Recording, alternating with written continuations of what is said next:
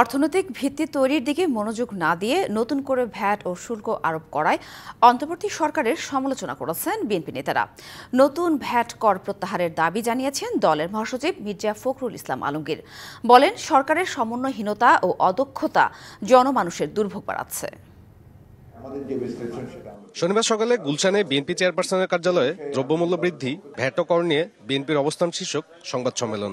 অন্তর্বর্তীকালীন budget address করা উচিত। এ সময় বিএনপি স্থায়ী কমিটির সদস্য আমির খসরু মাহমুদ চৌধুরী বলেন, জনগণের চাহিদা বিবেচনা না করে কর আরোপ করেছে অন্তর্বর্তী সরকার।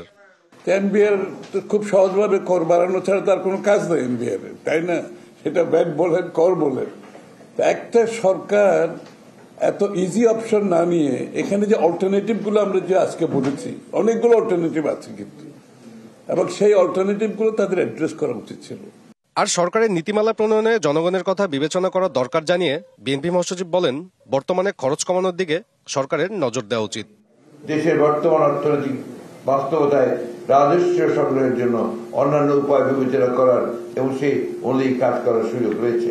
সরকারি খরচ কমিয়ে এবং চলতি বাজেটের অর্থনৈতিক ব্যবস্থাপনা পুনর্বিন্যাস করেও চলমান আর্থিক সমস্যার সমাধান করা যায়।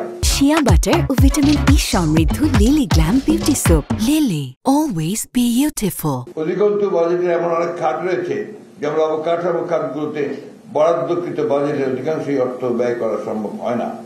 এ সকল খাতে তাদের বরাদ্দকৃত অর্থ হ্রাস করে বাজেটের আকারকে আরো যৌক্তিকভাবে ছোট করে আনা সম্ভব। বিএনপি মহাসচিব আরো বলেন, নতুন আরোপিত ভ্যাট ও কর অবিলম্বে প্রত্যাহার করে দেশের এমন পরিস্থিতিতে দরকার জবাবদিহিমূলক সরকার। বর্তমানের প্রেক্ষিতে এবং উপরোক্ত আলোচনার প্রেক্ষিতে আমরা মনে করি সাধারণ জনগণের উপর কর, ভ্যাট তথা পরোক্ষ কর আরোপের মতো এই অপরিণামদর্শী সিদ্ধান্ত অবিলম্বে প্রত্যাহার করার আমরা আহ্বান জানাচ্ছি। এছাড়া দুর্নীতিবাজদের বাজেয়াপ্ত অর্থের আইনানুগ ব্যবহার, কালো টাকা উদ্ধার, পরোক্ষ কর বাড়ানো সহ জনবান্ধব বাজেট প্রণয়নের তাগিদ দেন বিএনপি মহাসচিব।